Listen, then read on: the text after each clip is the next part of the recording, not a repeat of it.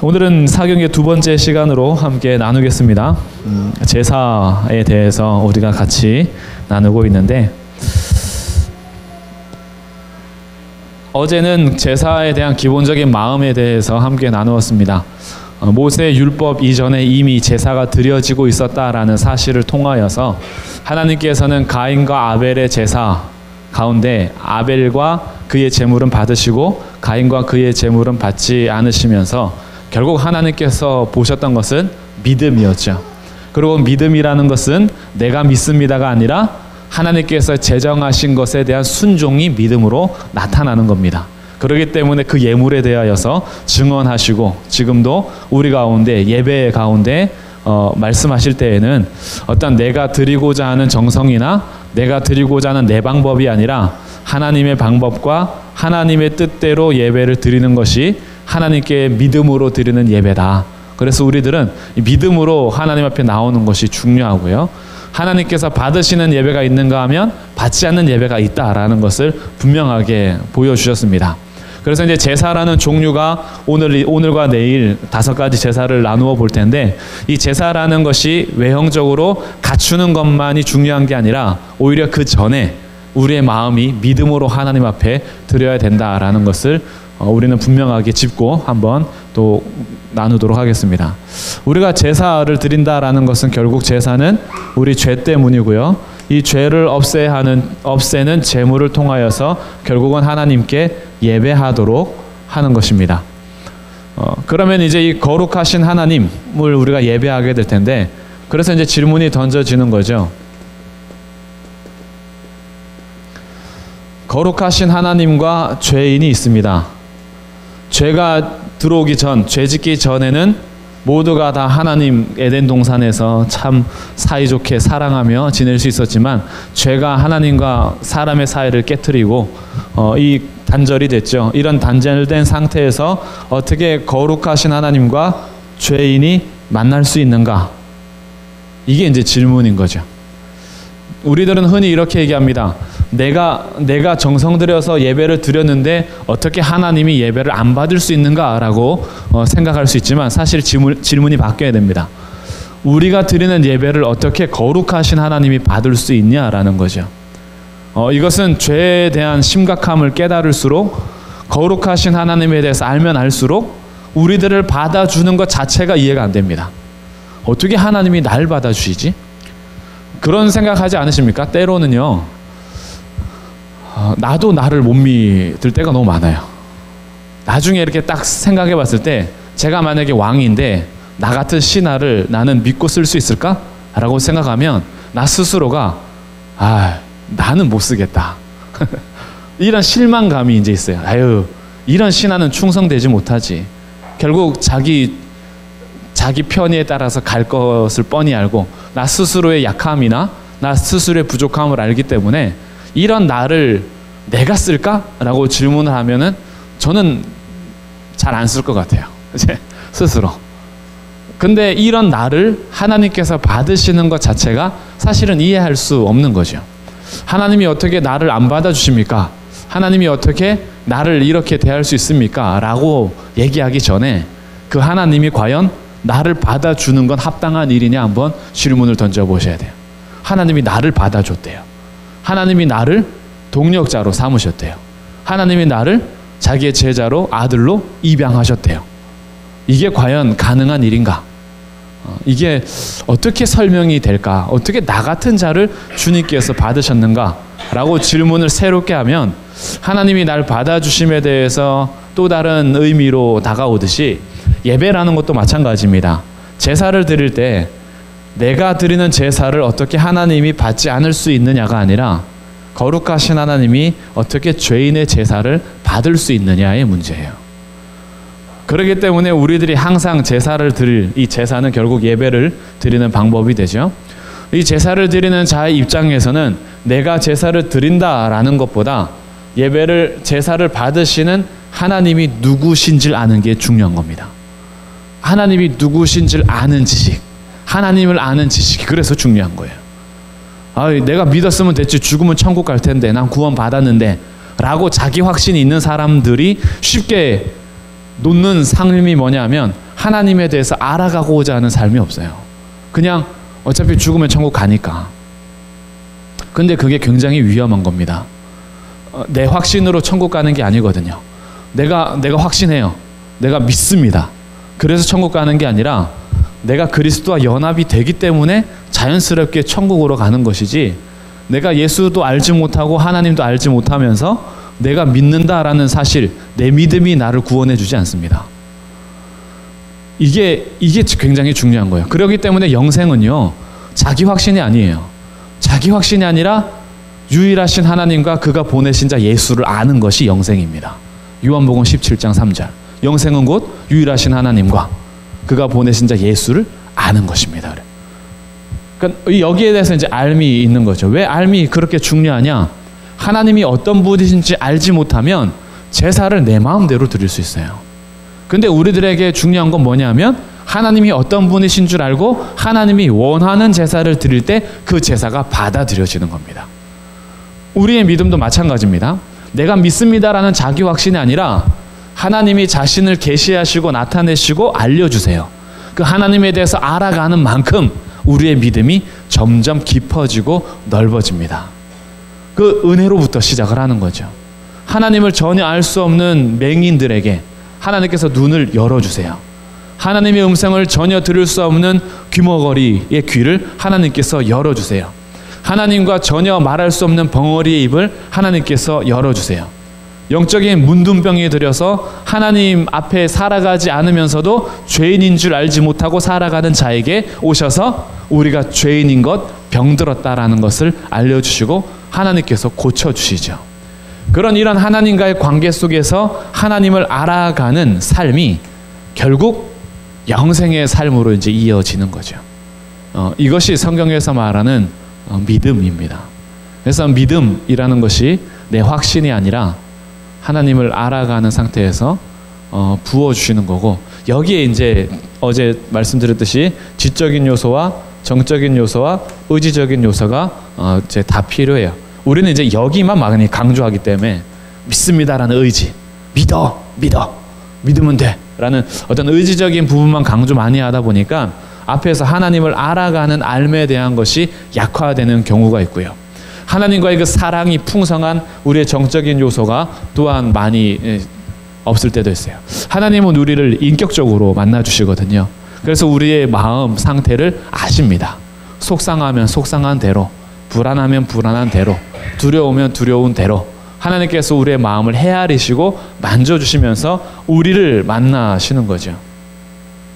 이제 이런 삶 가운데 결국 하나님을 알아가는 우리의 지식, 이 지식은 머릿속에서만 지식이 아니라 부부가 서로 알아가는 그런 알매 지식을 말하는 거예요. 그래서 이런 하나님과의 알을 통해서 우리가 하나님이 원하시는 뜻을 행하는 그것이 하나님 받으시는 것이다 라고 볼 때 우리에게 명령하신 5가지 제사는 굉장히 중요한 의미로 다가오게 되죠. 사람이 고안해서 만들어낸 5가지 제사가 아니라 하나님께서 직접 제정하시고 이렇게 하라라고 하신 5가지 제사예요. 그 첫 번째가 번제입니다. 두 번째가 소제, 세 번째가 화목제, 네 번째가 속제제, 다섯 번째가 속건제.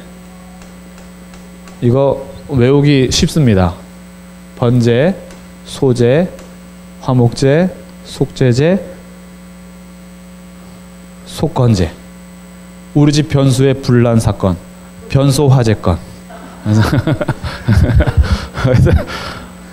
우리 집 변소가 불났어요. 그래서 변소 화재건이 5가지 이제 제사입니다. 그래서 우리들에게 이 5가지 제사, 하나님께서 자신의 방법으로 제사를 알려준데, 이거는 이제 종류라면 이제 앞으로 번제, 소제, 화목제, 속제제, 속건제가 나올 때 어떤 방법이 있어요. 제사의 방법.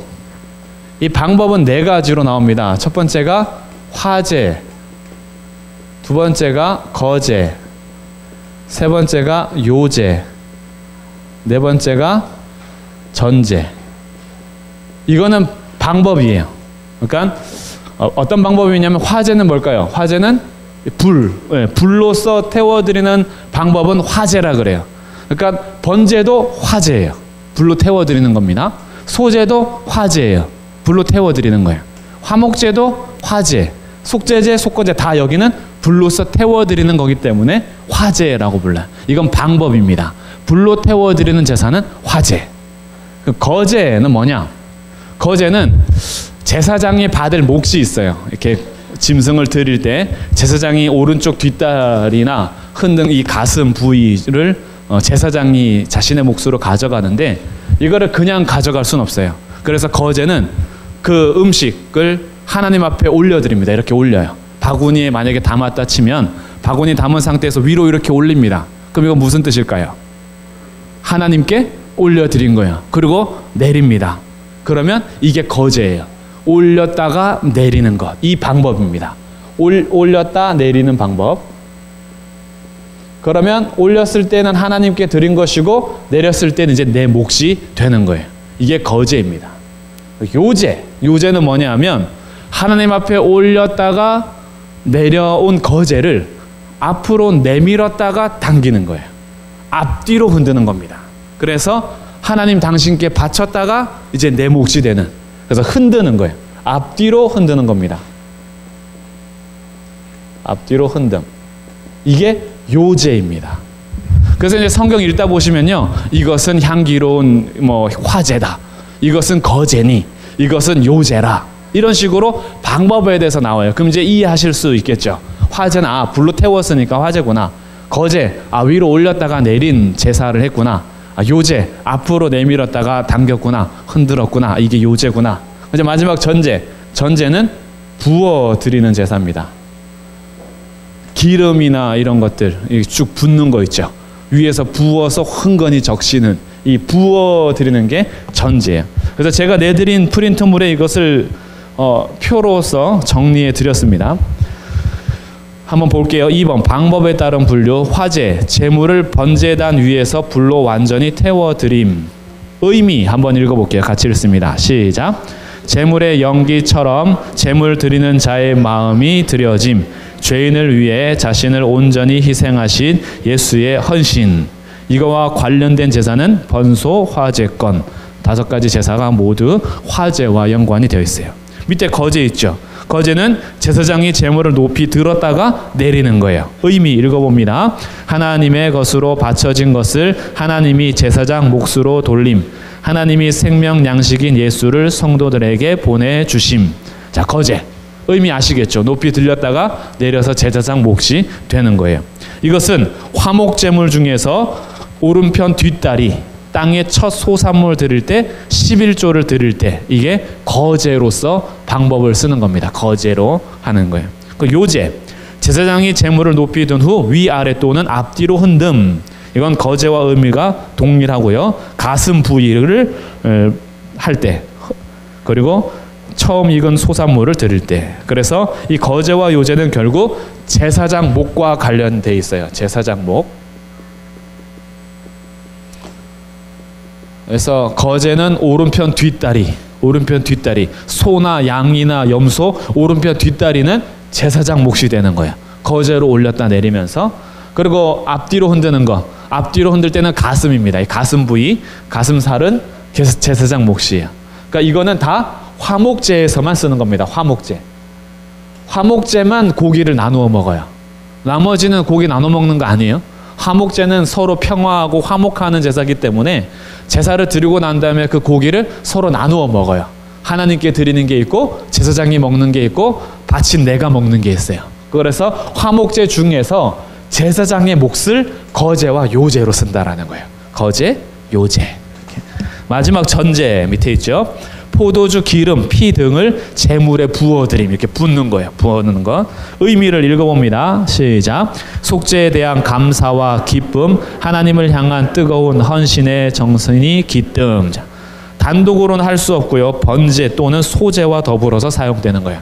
전제는 항상 번제, 소제와 같이 부어드리는 제사로서 방법입니다. 그래서 이제 앞으로 성경 읽으실 때 화제, 거제, 요제, 전제가 나오면 이 방법이구나, 이 방법의 차이라는 것을 알면 되겠습니다. 그럼 이제 뒷장으로 넘어가 볼게요. 오늘은 번제와 소제를 하려고 그래요.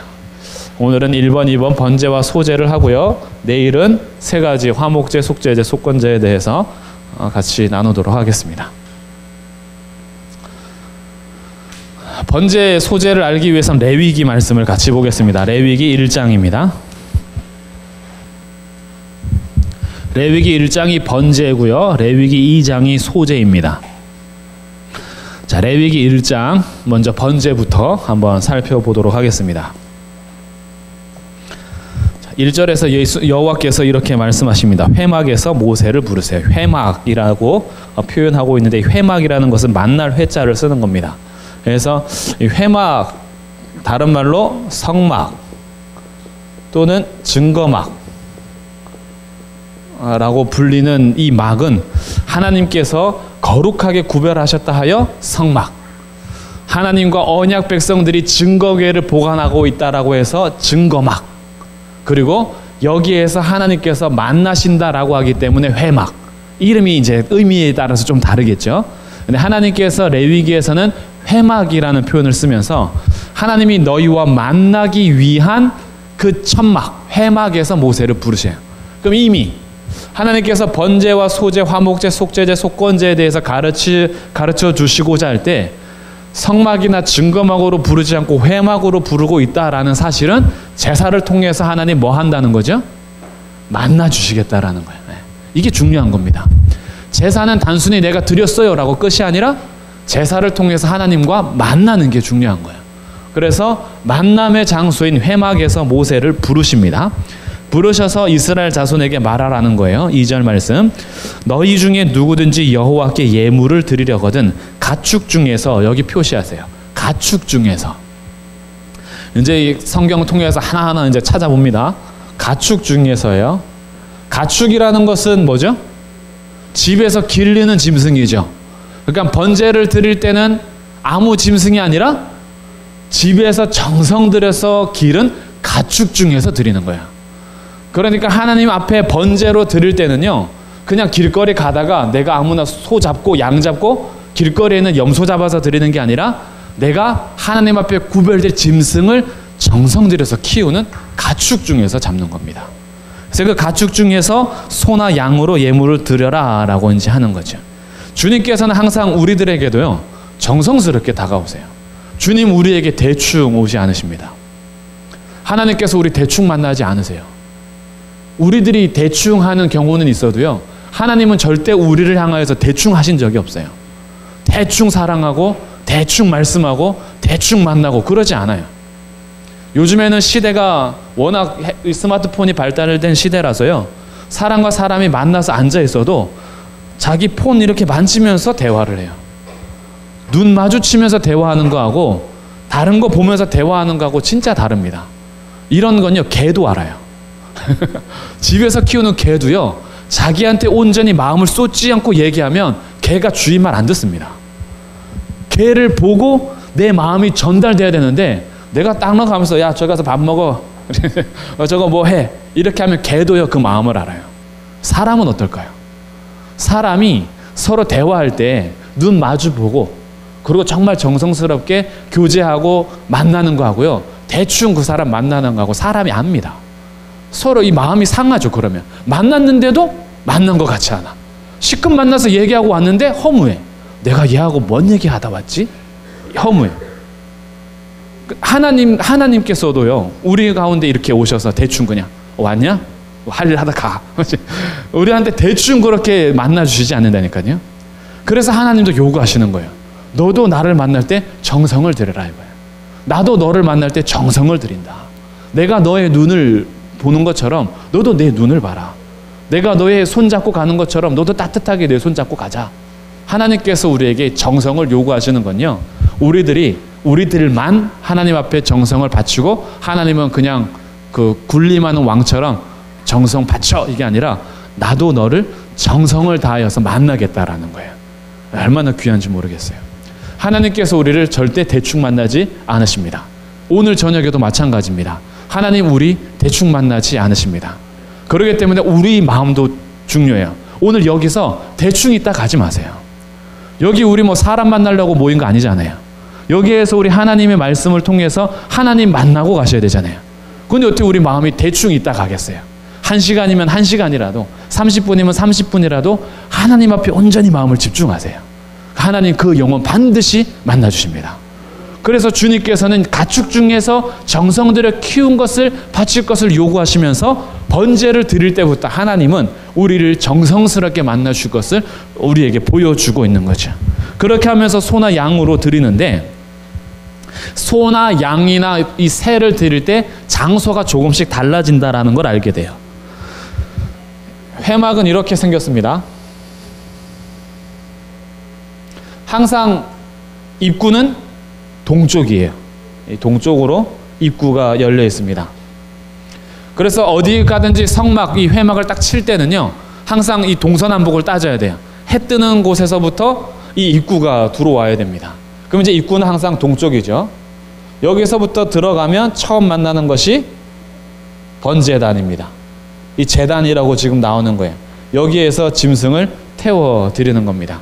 이제 불로 태우고, 그 앞에 가면은 제사장들이 물두멍으로 이제 손 씻고 발 씻는 곳이 나옵니다. 그리고 이제 이 안에서 다시 구별한 곳인 성소와 지성소가 있는 성막이 또 있는 거죠.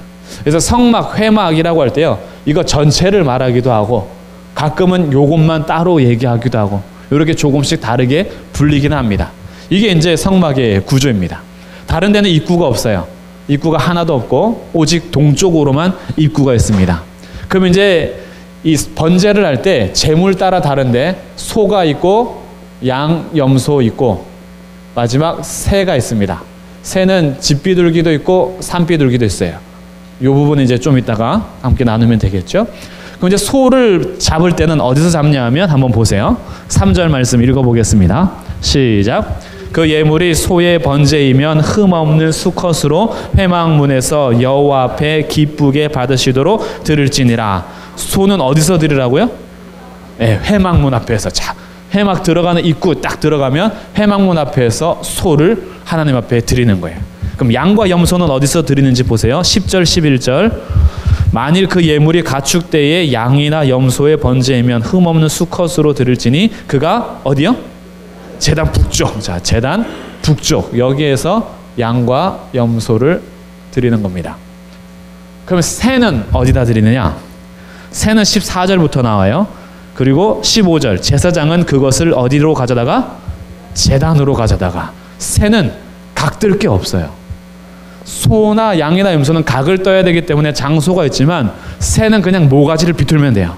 목 비틀고 모래주머니, 똥주머니 이런 거 빼고 불결하고 더러운 거 빼고 잠깐 칼집 내가지고 닭 잡듯이 비둘기니까 닭 생각하시면 돼요.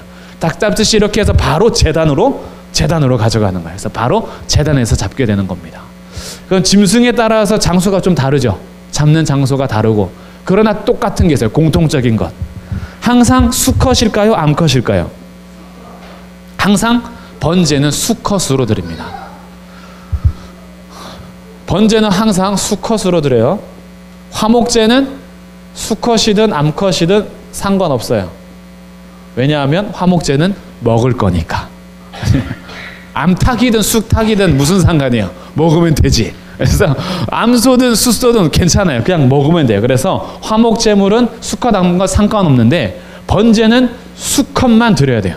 암컷 드리면 안 됩니다. 그 이유는 수컷의 대표성 원리 때문에 그래요. 이 수컷이 짐승을 대표하는 대표성의 자격을 가지고 암컷이 아닌 수컷이 죽는 거예요. 그래서 소도 수컷이고 양이나 염소도 수컷이에요. 그렇게 하면서 잡는데 4절 말씀, 자 어떻게 잡죠? 그는 번제물의 머리에 안수할지니 그래요. 번제물 소를 데려옵니다. 소를 데려와서 회막문 앞에서 잡는데 뭐 한다고요? 머리에다가 안수를 해요. 안수를 이제 짐승에다가 이제 하는 거예요. 그래서 소에게도 하고 나중에 양에게도 하고 염소에게도 합니다. 이 안수의 의미는 뭐냐? 나와 소가 하나가 되는 것을 의미하는 거예요. 나하고 제물하고 안수하는 의미입니다. 안수는 하나됨을 의미합니다. 재물하고 나하고 하나가 되는 거예요. 특별히 하나가 될 때는 어떻게 하나가 되냐 하면 안수하는 나의 죄가 안수를 받는 재물에게로 넘어가는 걸 의미해요. 그렇기 때문에 이 안수할 때는요, 이제 이 소는 흠없는 소였어요. 흠없는 양이었습니다. 근데 이 흠없는 소와 흠없는 양이 회막문에 들어와서 죄인으로부터 안수를 받는 순간 이 소와 양은 나와 똑같은 죄를 가진 짐승이 되는 거예요. 내 죄가 여기로 넘어가는 겁니다. 이것이 이제 안수의 의미예요. 그래서 안수를 통해서 제물하고 안수하는 자가 이제 일치하는 거예요. 그럼 안수를 누가 하는 거죠? 제사장이 합니까? 아니죠. 제물을 가져간 당사자가 하는 거예요. 네. 제사에 대해서 아주 기본적인 거예요. 중요한 겁니다. 번제나 소제, 뭐 화목제 다 드릴 때 여기 이제 제사장도 있고 레위인도 있고 도와줍니다. 그런데 여기에 대해서 소를 직접 데려가서 안수하고 소 각 두고 양 각 드는 사람은 제물을 드리는 당사자가 하는 거예요. 그러면 이게 이제 심각해지는 거죠. 이 소와 양이 내가 키우던 거잖아요. 내가 정성스럽게 키우던 것 중에서도 흠이 없는 것을 잘 선택해야 됩니다. 흠이 있고 막 저는 것, 병든 것 이런 건 안 되죠. 깨끗하고 완전히 건강하고 튼튼한 그 양을, 소를 내가 데려왔어요. 그런데 내가 이 짐승에다가 안수를 했네? 그 바람에 얘가 내 죄를 담당하게 됐어요. 그리고 누가 죽여요? 내가 얘를 죽이는 거예요. 내가 키운 소, 내가 키운 양, 염소를 내가 죽이는데 이 짐승이 죽는 이유는 단 하나예요. 내 죄 때문에. 내 죄가 여기 넘어갔기 때문에 죄의 심판을 이 짐승이 받는 겁니다. 그리고 각을 떠요. 위에서부터 아래까지 찢어서 뼈를 벌리고 내장을 구분해냅니다. 제사 드릴 때 피가 흥건하겠죠. 온전히 피를 보면서 이 피를 받아서 이제 제단에 또 뿌리거든요. 제단에 뿌려서 이 제단을 정결하게 하고 이 짐승의 고기는 태워주는데 이 가죽을 벗깁니다. 이 가죽을 벗기는데 6절 말씀, 그는 또 그 번제물에 가죽을 벗기고 각을 뜰 것이요. 가죽은 이제 제사장에게로 이제 주는 거예요. 가죽을 벗겨서. 그리고 나머지 가죽을 벗긴 모든 고기는 완전히 태워드리는 겁니다. 그래서 번제는요, 완전히 태워드리는 제사가 번제예요. 다 태우는 거예요. 내장도 태워요. 다 태웁니다. 7절, 제사장 아론의 자손들은 제단 위에 불을 붙이고 불 위에 나무를 버려놓고 아론의 자손 제사장들은 그 뜬 각과 머리와 기름을 제단 위에 불 위에 있는 나무에 벌려놓을 것이며 내장과 정강이를 물로 씻을 것이요 제사장은 그 전부를 제단 위에서 불살라 번제를 드릴지니, 전부를 제단 위에 불살라서 드리는 것. 그래서 이것이 화제다라고 했죠. 화제는 뭐죠? 불로 태워드리는 제사예요. 그래서 이렇게 불로 태워드립니다. 그리고 이제 10절부터는 양이나 염소의 번제면 11절, 제단 북쪽 여호와 앞에서 그것을 잡을 것이고 피를 제단 사방에 뿌릴 것이며 그것에 각을 뜨고 머리와 그것의 기름을 베어낼 것이고 여전히 똑같이 이 내장과 정강이는 물로 씻고 전부를 제단 위에서 태워드려라. 그리고 이제 새 한번 보겠습니다. 14절, 만일 여호와께 드리는 예물이 새의 번제이면 산비둘기나 집비둘기 새끼로 예물을 드릴 것이요. 자, 산비둘기는 집에서 키운 거 아니죠. 집비둘기는 집에서 키운 거지만 아까 근데 가축 중에서 하라 했잖아요. 근데 왜 산비둘기가 등장했을까요?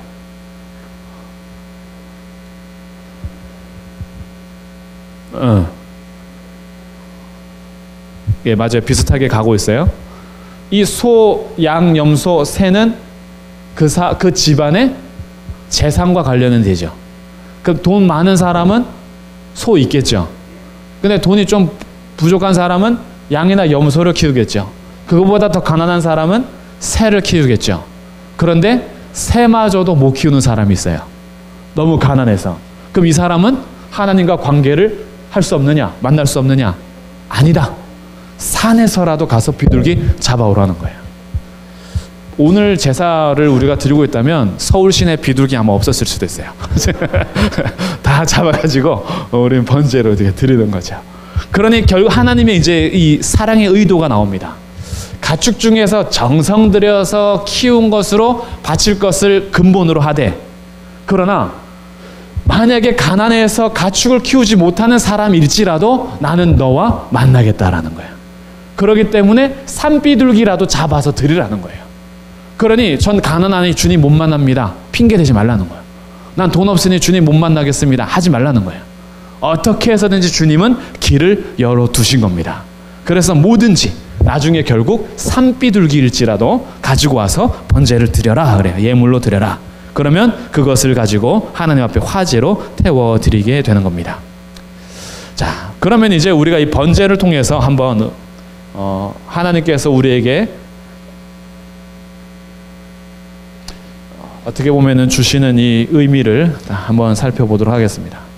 번제는 완전히 태워드리는 것으로 대표성을 가지고 수컷이 죽습니다. 수컷이 죽을 때 그냥 죽는 게 아니라 내가 죽이죠. 내가 죽이고 내가 그 피를 제단 사방에 뿌리고 각을 떠서 제사장들에게 갖다 주면 제사장이 그것을 가지고 제단 위에다가 벌려놓고 내장과 정강이 이런 것들은 물로 씻어서 제단 위에 올려놓고 태울 때, 이때 가지고 있는 첫 번째 의미, 이것은 완전한 심판을 말해요. 그럼 완전한 심판이라는 것은 뭐에 대한 심판일까요? 얘가 왜 죽죠?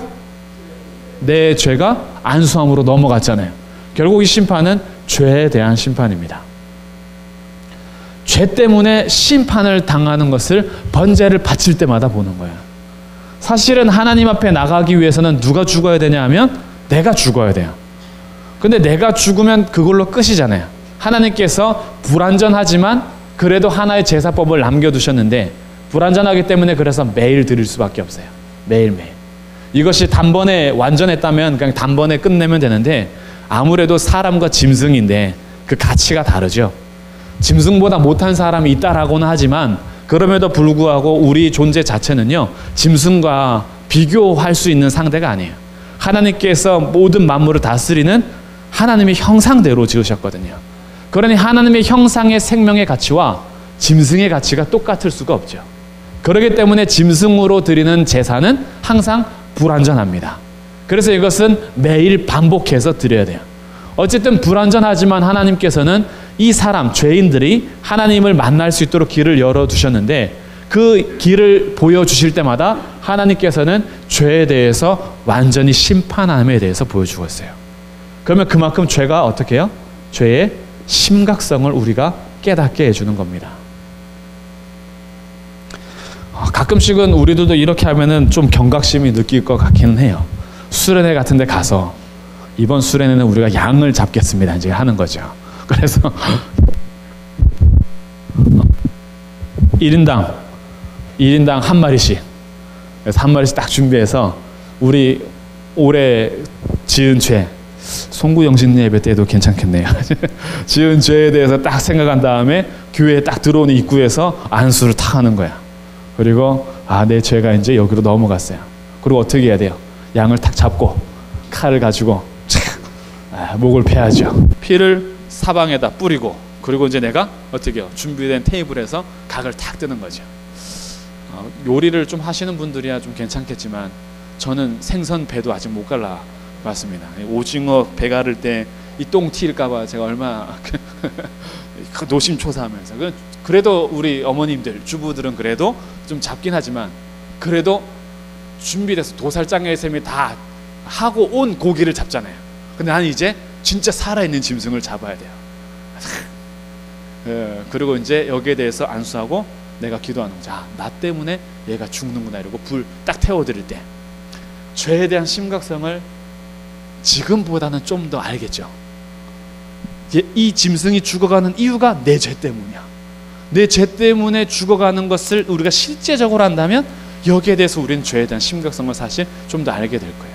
근데 이것을 매일 하는 거죠. 매일마다 내 죄에 대한 심각성을 알게 되는데, 인간이 얼마나 부패한 영혼을 가지고 있는지 중요해서 매일 하다 보면요, 그 매일에 하는 가치를 상실해 버리는 것이 우리 인간이에요. 그래서 번제를 드릴 때 이스라엘 백성들이 번제는 매일 드리면서도 하나님을 반역했어요. 죄에 대해서 심각성을 알지 못하고. 하나님께서 번제를 통해서 뭘 알기를 원했냐면 죄에 대해서 완전히 심판하시는, 죄에 대한 심각성을 알기를 원했으나 매일 하다 보니 그것이 별로 심각하지 않은 거죠. 그러나 이제 우리는 다시 기억해야 됩니다. 번제를 통해서 우리에게 먼저 주신 하나님, 먼저 우리에게 알려주시는 것은 반드시 죄에 대해서는 심판하신다라는 거예요. 하나님 죄를 그냥 넘어가지 않으십니다. 반드시 물으시고요, 반드시 심판을 하십니다. 왜냐하면 하나님은 공의로운 재판장이시기 때문에 그렇습니다. 죄를 졌음에도 불구하고 심판을 하지 않으면 그 재판장은 잘못된 거죠. 공의롭지 않은 거죠. 공의로운 재판장은 심판을 함으로 인하여서 공의가 세워지는 겁니다. 하나님 죄에 대해서 반드시 심판하시겠다라는 거예요. 그런데 이 죄의 심각성에 대해서 우리들은 어느 정도 심각하게 날마다 내 죄와 싸우는가, 이걸 이제 번제를 통해서 내 삶을 비춰 보셔야 돼요. 우리들이 흔히 그냥 하는 거짓말, 우리가 이 요즘에는 특히 인터넷 익명성이 보장되기 때문에 악플을 얼마 많이 다는지 몰라요. 욕하고 비방하고 저주하고, 욕 자체가 이 저주거든요. 욕하는 것, 비방하는 말, 악독한 말들, 그리고 이 세상 속에서 성적인 모든 범죄함들, 음란함이 속에서만 있는 것이 아니라 겉으로 드러나서 부부 외에는 하나님께서 허락한 성적인 관계가 전혀 없음에도 불구하고 이 세상에서는 그것이 만연된 세상 속에서 이제는 부부가 아니더라도 그냥 자기가 누리고 싶은 대로 쾌락을 즐기는 세상 속에 우리들이 이 죄에 대한 심각성을 윤리적으로 그나마 경각심을 가질 수 있겠지만, 여기에서 한 걸음 더 나가서 우리가 확인해 봐야 될 죄의 심각성이 있는데, 한번 이 우상 숭배 이거 심각합니까? 심각한 죄죠. 다른 신에게 가서 점치는 거 심각한 죄겠죠. 근데 이 우상 숭배 점치는 것을 사무엘상에서는 어떻게 표현하는지 한번 보실까요? 사무엘상 15장입니다. 사무엘상 15장 23절 읽어보겠습니다. 구약성경 433쪽 사무엘상 15장 23절 시작. 이는 거역하는 것은 점치는 죄와 같고 완고한 것은 사신 우상에게 절하는 죄와 같음이라. 왕이 여호와의 말씀을 버렸으므로 여호와께서도 왕을 버려 왕이 되지 못하게 하셨나이다 하니. 자, 여기 점치는 죄와 우상을 절하는 죄가 나오는데, 뭐가 점치는 죄와 같다고요? 거역하는 것. 뭐가 우상에게 절하는 것과 같다고요? 완고한 것. 네. 우리 그리스도인들에게 있어서, 우리 성도들에게 있어서 하나님께서 우리에게 주는 제 심각성을 분명하게 기억할 필요가 있습니다. 우리들은 그냥 밖에서 거짓말하고 윤리적인 범죄들, 그리고 그냥 이 죄의 타락상으로만 죄의 심각성을 얘기하는 경우가 많이 있는데, 사실은 이 우상 숭배와 점치는 것, 이것은 하나님을 주인 삼아야 하는 삶이 하나님 외에 다른 신을 섬기는 것이거든요. 하나님 외에 다른 신을 섬기는 이 죄는 아담 때부터 지었던 죄입니다. 이게 가장 근본적인 죄고 이게 가장 심각한 죄예요. 하나님을 떠나버리는 것. 그런데 하나님께서 이런 우상 숭배와 점치는 것을 사무엘이 사울에게 말하면서 하는 말 속에서 우리는 알게 됩니다. 이 거역하는 것, 하나님의 말씀에 대해서 거역하는 것이 점치는 것과 같다라는 거예요. 그 마음이 완고하여서 하나님이 아니라 내가 내 마음의 완고함대로 살아가는 이것이 우상 숭배와 같다라는 거예요.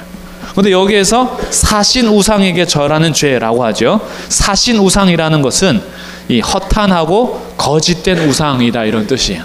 이 살아있다, 이런 뜻이 아니라 아주 악하고 거짓되고 그리고 허탄한 우상에게 절하는 죄와 같은 것이 완고한 것이다라는 거죠. 이게 왜 그러냐 하면요, 우리가 순종하지 않는다라는 것은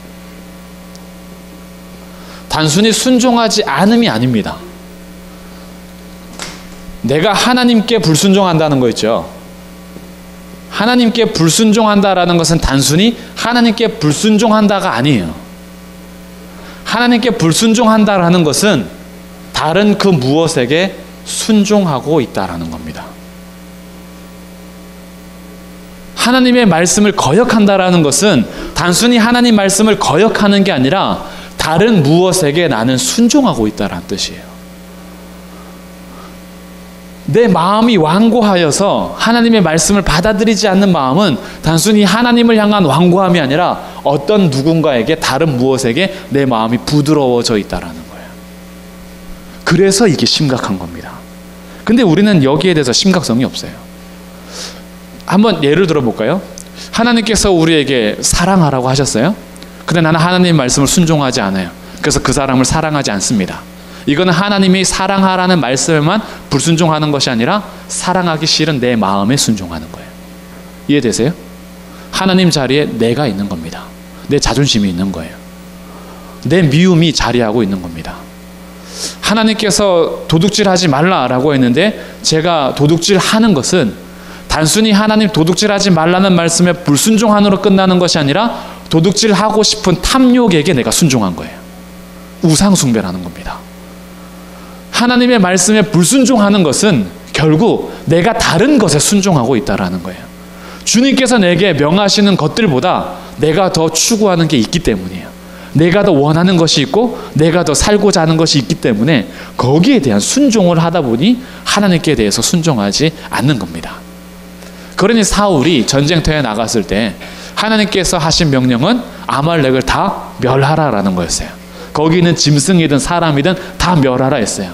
사울이 전쟁터에 나가서 승리한 다음에 가서 딱 보니 이거 죽이기가 아까운 거죠. 아주 좋은 양들이 많아요. 좋은 짐승들이 많습니다. 이거 죽이기는 아까워요. 그래서 그가 뭐라 하죠? 제가 하나님 앞에 드리려고, 제사 드리려고 좋은 것 가져왔습니다 라고 하잖아요. 그리고 사람들도 살려둬서 아말렉 왕도 잡아오고 자기 주장에 따라서 선택하여서 간 겁니다. 그럼 이건 뭐예요? 하나님의 말씀에만 불순종한 게 아니라 내가 하고 싶었던 내 생각에게 순종한 거예요. 내가 하나님께 이거 드리겠다라는 것에 순종한 것이고 내가 살려두겠다라는 자기 결정에 순종한 거예요. 자기 스스로가 하나님이 된 거죠.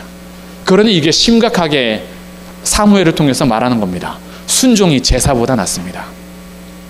당신이 지금 좋은 짐승들 하나님 명령을 거역하면서까지 제사 드린다라고 하는데 그게 무슨 제사입니까? 라는 거죠. 하나님께서 말씀하시는 대로 드리는 게 제사인데 하나님의 말씀은 거역해놓고 제사 드린다라고 하니 아닙니다. 순종이 제사보다 낫습니다. 그리고 당신이 거역하는 것, 당신이 완고한 것은 점치는 것과 우상 숭배와 똑같습니다. 왜? 당신 스스로를 섬기고 있었기 때문입니다. 라는 거죠. 이게 우리에게 심각한 거예요. 하나님 앞에 번제를 드리면서 완전한 심판이 있다라는 이 죄에 대한 심판이 있다라는 경각심, 죄에 대한 심각성을 알 때요. 내가 오늘 하나님 앞에 순종하지 않는 것은요. 다른 것에 순종하고 있는 심각한 죄입니다. 여기에 대해서 우리들이 날마다 제사를 드릴 필요가 있었던 거예요. 구약 시대를 지금 얘기하는 겁니다. 그러다 보니까 이 번제를 드리면서 자신들의 삶을 당연히 심판을 받아야 될 삶이라는 것을 깨달으면서 죄에 대해서 늘 깨어 있어야겠죠. 죄와 싸워야겠죠. 내가 하나님 말씀 앞에 순종하지 않으려고 하는 마음과 싸워야겠죠. 이게 피 흘리기까지 싸우는 겁니다. 죄에 대해서. 그리고 날마다 자기를 죽이는 거예요. 날마다 나는 죽고 내 안에 예수만 살게 하는 것. 오직 내가 예수의 말에 순종하지 않고자 하는 내 마음을 죽이고 오직 하나님 앞에 순종하기 위해서 달려가는 싸움. 이게 필요한 거예요.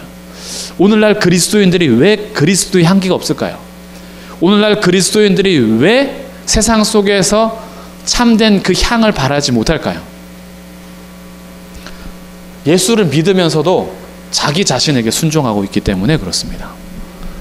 예수님을 믿는다라고 하면서도 결국 내가 예수님보다 위에 있어요. 그렇기 때문에 내가 받아들이고 싶은 것만 받아들여요. 나에게 말씀하시는 것 중에 내가 할 수 있는 것만 합니다. 그러니 거기에서부터 나오는 치열한 싸움이 없어요. 죄에 대한 싸움이 날마다 있으면서 그 안에서 예수의 향기가 나오는 건데 그런 것에 있어서는 우린 뒤로 가 있기 때문에 오히려 오늘날 예수님을 믿는다라는 많은 사람들도 여전히 내 안에 아직 옛사람의 습관들이 훨씬 많이 나오는 거예요. 여기에 대해서 싸우려고 하질 않습니다. 그냥 원래 그런 거야. 나는 원래 이런 사람이야 라고 하기 때문에 그리스도의 향기가 나타나질 않는 거예요. 근데 한번 생각해 보십시오. 그리스도의 향기가 나타나는 사람은 어떤 사람인가요? 우리 주변에 아마 그런 분들이 있을 거예요. 아, 저 사람은 참 향이 있어. 근데 그 사람의 삶을 보면 자기를 주장하지 않고 어떻게 해서든지 예수님 앞에 순종하려고, 하나님께 순종하려고 아마 그는 노력하고 있을 거예요.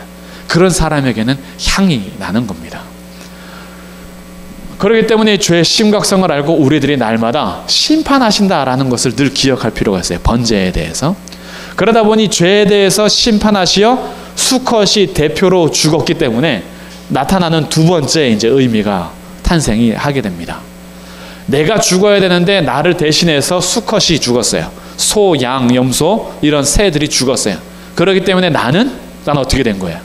나는 저 재물 때문에 새 생명을 얻었어요. 새 생명을 얻었음을 확인하는 자리가 번제의 자리입니다. 그렇기 때문에 여기에서는 뭐가 나타나냐면 온전한 헌신과 충성이 나와요. 이게 번제가 가지고 있는 의미입니다. 내가 죽어야 하는 자리에서 소가 죽으면서 심판, 죄에 대한 심판을 재물이 받았거든요. 그렇기 때문에 나는 저 재물 때문에 새 생명을 받았습니다. 이제 이 삶은 내가 거룩하고 내가 잘 살아서가 아니라 나를 대신하여 죽은 희생 제물 때문에 내가 살았음을 확인하면서, 그렇기 때문에 나의 삶은 이제부터 온전한 헌신과 충성의 삶을 살기로 다짐하는 자리가 번제의 자리라는 거예요. 다시 한번 확인하는 거죠. 아, 내 안에서의 온전한 충성, 내 안에서 온전한 헌신. 왜? 주님이 나에게 새 생명을 주셨으니까 라고 확인하는 자리가 번제입니다. 그래서 우리는 이 번제를 드릴 때마다 이 두 가지를 항상 생각하셔야 돼요. 나머지 이 넷째 날에 할 건데 이 모든 것은 결국 예수 그리스도와 연관이 됩니다. 지금 그 부분은 안 하는 거예요. 그 부분은 나중에 넷째 날에 하면서 우리 예배하고 연결을 할 거고요.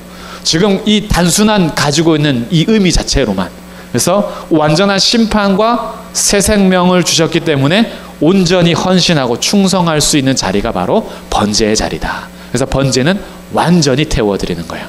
죄에 대해서 완전히 심판하고 우리의 삶을 완전히 헌신하고, 그래서 번제는 완전히 태우는 것이다. 그럼 이제 두 번째 소제를 한번 살펴보겠습니다. 소제는 레위기 2장입니다. 소제는 다른 말로 하면은 곡식을 드린다 해서 곡제 이렇게 부르기도 해요. 곡물을 드리는 그런 제사입니다. 유일하게 5가지 제사 중에서 짐승을 드리지 않기 때문에 피가 없는 제사가 소제입니다. 그래서 이 소제는 어떤 자원하는 제물로서 아름다운 어떻게 보면 제사가 되는 거죠. 예쁜 제사입니다. 피가 없어서. 자, 소제 한번 보겠습니다. 2장 1절. 누구든지 소제의 예물을 여호와께 드리려거든 고운 가루로 예물을 삼아 그 위에 기름을 붓고 또 그 위에 유향을 놓아야죠. 자, 소제를 드리려면 필요한 게 첫 번째 뭐죠? 고운 가루. 두 번째가 기름. 세 번째가 유향입니다. 그리고 하나가 더 있어요. 하나는 더 13절에 나옵니다. 같이 한번 읽어보겠습니다. 시작. 내 모든 소제물에 소금을 치라. 내 하나님의 언약의 소금을 내 소제에 빼지 못할지니 내 모든 예물에 소금을 드릴지니라. 자, 모든 소제에 뭘 넣으라고요? 소금. 자, 소제를 드릴 때에는 고운 가루, 기름, 유향, 소금, 이 4가지가 들어갑니다. 그리고 넣지 말아야 될 것이 있어요. 그것은 11절 읽어봅니다. 시작. 너희가 여호와께 드리는 모든 소제물에는 누룩을 넣지 말지니 너희가 누룩이나 꿀을 여호와께 화제로 드려 사르지 못할지니라. 드리지 말아야 되는 건 누룩과 꿀이죠. 네.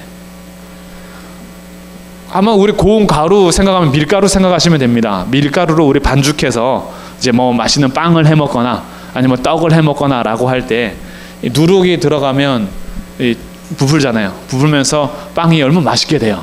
꿀을 넣으면 어떨까요? 꿀빵. 꿀빵 얼마나 좋아요. 근데 하나님 앞에 소제물을 드리면 어떻게 하라고요? 이건 안 된다라는 거죠. 사람이 먹기 위해서 맛있게 첨가하는 게 아니라 하나님께서 여기에 두신 의미가 있는 거죠. 그래서 고운 가루, 기름, 유향, 소금을 넣는데 이 고운 가루는요, 가루가 곱다라는 거잖아요. 가루가 곱게 하기 위해서는 껍질을 벗겨야겠죠. 껍질을 완전히 벗기는 겁니다.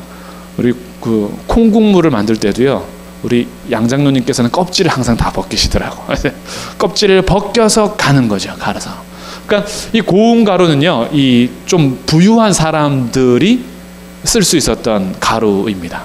그러니까 이것은 최상급 곡식을 말하는 거예요. 그래서 하나님 앞에 소제를 드릴 때는 최상의 것으로 하나님 앞에 드릴 것을 요청하고 있어요. 그래서 가루를 곱게 갈 때 이 껍질을 다 까고 완전히 빠냄으로 인하여서 자신이 하나님 앞에 완전히 깨지는 것을 의미하고 있어요. 깨지고 부서지고 가루가 될 때 곱게 갈려지는 거죠. 여기에 대해서 이 기름이 이제 등장합니다. 이 기름은 올리브유예요. 감람유라고 하죠. 감람유가 올리브 기름입니다. 요즘에 이 올리브 기름 좋다고 막 한 숟가락씩 드시고 이런 것도 있죠. 올리브 기름은 원래부터 좋았어요. 오늘날에도 이 올리브 기름이 유명하지만 이미 그 전부터요, 올리브 기름은 너무 귀해가지고 마지막 한 방울까지 짜내기 위해서 엄청 비트는 게 올리브 나무의 열매입니다. 그래서 이 올리브를 짜는 거죠. 이게 예수님께서 감람산에서 기도하실 때, 감람산 겟세마네 동산 있죠. 그 올리브산이거든요. 겟세마네 동산에서 올리브유를 완전히 짜낼 때 예수님도 어떻게 하셨어요? 자기의 모든 것을 짜내시잖아요. 땀이 피방울이 되는 것처럼 짜내면서 기도하는, 이 다 연관이 있는 겁니다. 그러다 보니까 이 올리브유는요, 올리브라는 열매는 이스라엘에서 하나님 앞에 드려지는 영광을 의미하기도 해요.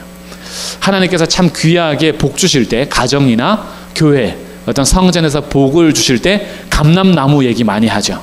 그래서 이제 감람 같은 경우는 축복을 상징하기도 합니다. 하나님께서 복을 베풀어 주시는 거예요. 그리고 한 방울, 마지막 한 방울까지 짜내기 때문에 인내를 상징하게 돼요. 인내함, 영광, 축복, 인내, 이런 것들이 이제 감람유예요. 이제 아름다움, 뭐 기쁨 이런 것도 이제 상징하긴 하는데, 이렇게 하면서 이 감람유가 고운 가루에 같이 들어가는 거죠. 껍질을 깨부셔서 완전히 부서지는 고운 가루에 감람유를 섞고 유향은 이제 향이 이제 진하죠. 그래서 그 진한 향과 함께 하나님 앞에 드리는데 종류가 한 3가지 정도로 나눠집니다. 4절, 내가 화덕에 구운 것으로, 이거는 피자 생각하시면 되겠죠. 화덕에 구워서 착 나오는 거예요. 5절에서는 철판에 붙인 것으로, 호떡 같은 거, 호떡처럼 이렇게 철판에 붙이는 거죠. 부침개 하는 것처럼. 그리고 7절에서는 냄비의 것으로, 이 냄비에 삶는 것을 말합니다. 수제비. 그래서 고운 가루로 하나님 앞에 드릴 때 기름과 유향과 소금을 쳐서 철판에 굽는 건 굽는 것으로, 화덕에 구운 것은 구운 것으로, 냄비에 삶는 건 삶는 것으로, 방법은 다양할 수 있으나 하나님 앞에 최상의 것으로 정성껏 드리게 하는 거죠. 그러면서 이 소금을 반드시 쳐라라고 합니다. 그 소금은 거기서 뭐라고 하냐 하면 언약의 소금이다라고 13절에서 얘기하는 거죠. 이 소금은 불변을 상징하는 것이거든요. 부패를 방지하는, 불변을 의미하는 것으로 하나님께서 언약을 맺으실 때 소금 언약이라고 하는 이유는 이 언약은 변하지 않을 거야 라는 거예요. 소금 언약은 변하지 않는 의미를 가지고 있어요. 그 하나님 앞에 이 고운 가루와 기름, 유황을 섞어서 소금을 칠 때 하나님 앞에 드려지는 이 고운, 이것이 하나님의 신실하심을 표현하고 우리들이 하나님을 향한 신실함을 담아서 그렇게 제사를 드리는 게 바로 소제라는 겁니다. 그래서 소제의 의미는 하나님 앞에 자신을 자원하여서 드릴 때 감사의 표현으로 자기를 드리는 거예요. 그래서 하나님, 정말 제가 이 하나님의 신실하심을 따라서 신실한 이 곡물을 하나님 앞에 드리면서 자신의 신앙을 표현하면서 자원하는 마음으로 하나님 앞에 감사, 그리고 자신의 삶을 주님 앞에 아름답게 올려드리는, 이것이 이제 소제입니다. 그리고 이제 소제는 결국 이 곡식의 소유권이 하나님께 있음을 고백하는 거예요. 믿음의 고백입니다. 쌀을 다 거둔 다음에 쌀의 일부를 하나님 앞에 가져가서 소제로 드림으로 하나님, 이 수확물의 소유권은 하나님께 있습니다 라고 고백하는 게 소제인 거죠. 그러니까 소제는 참 자원에서 드리는 아름다운 그런 제사가 되겠습니다. 그럼 이제 누룩과 꿀을 넣지 말라는 이유는 뭔가? 이것이 누룩이 상징하는 것은요, 누룩은 이 부패를 상징합니다. 부패의 죄를 상징해요. 그래서 조그만 누룩이 그 빵 전체를 부풀리는 것처럼 조그만 죄와 부패가 교회를 무너뜨리고 성도를 무너뜨리고, 이런 누룩의 역할을 하나님께서는 고운 가루에 첨가하지 말라고 하시면서 우리가 주님 앞에 온전히 나아가는 감사의 제물을 드리고, 그리고 소유권을 주님 앞에 고백하면서 아름다운 소제물을 드릴 때는 결코 부패되거나 죄를 상징하는 누룩은 넣지 말아라. 꿀은 달콤하죠. 달콤한 것은 결국 유혹을 상징합니다. 유혹과 타락을 상징하는 거예요. 이 땅 가운데 주님 앞에 온전히 헌신하며 자기네 것을 자원하여서 드릴 때 이 땅에서 타협하는 유혹이나 그런 타락의 모습을 가지고 하나님 앞에 드려지지 말 것을 상징적으로 보여주면서 꿀을 넣지 말라라고 한 거예요. 맛으로 먹었다면이야 누룩 넣어도 되고 꿀 넣어도 되겠지만, 하나님께서는 제사를 통해서 우리에게 분명하게 주시고자 하는 말씀, 의미가 있었던 거죠. 그래서 누룩을 넣지 않으므로 내 삶이 부패하지 말아야겠구나. 작은 누룩이 내 삶을 망칠 수 있기 때문에 소제를 드리면서 그러지 말아야겠다. 그리고 꿀을 넣지 않으면서 내가 이 세상의 달콤한 유혹에 빠지지 않아야겠다. 소제를 드리면서 자원하여서 하나님 앞에 이런 결신의 자리, 결단의 자리가 되는 거죠. 그래서 소제를 드릴 때도요, 항상 하나님 앞에서 자기의 모습을 이제 비추면서 가는 겁니다. 이렇게 해서 소제가 이제 2장에서 기록이 되면서, 소제는 결국 하나님 앞에 또 태워드리는 화제다라고 하면서 곡식의 일부를 모아서 하나님 앞에 태워드리고, 나머지는 철판에 붙이거나 아니면은 화덕에 굽거나 냄비의 것으로 하면서 제사장과 또 제사장에게 몫으로 전해주는 것이 또 이제 소제입니다. 오늘은 이렇게 번제하고 소제 두 가지를 함께 살펴봤는데요. 결국 이 번제하고 소제가 가지고 있는 것은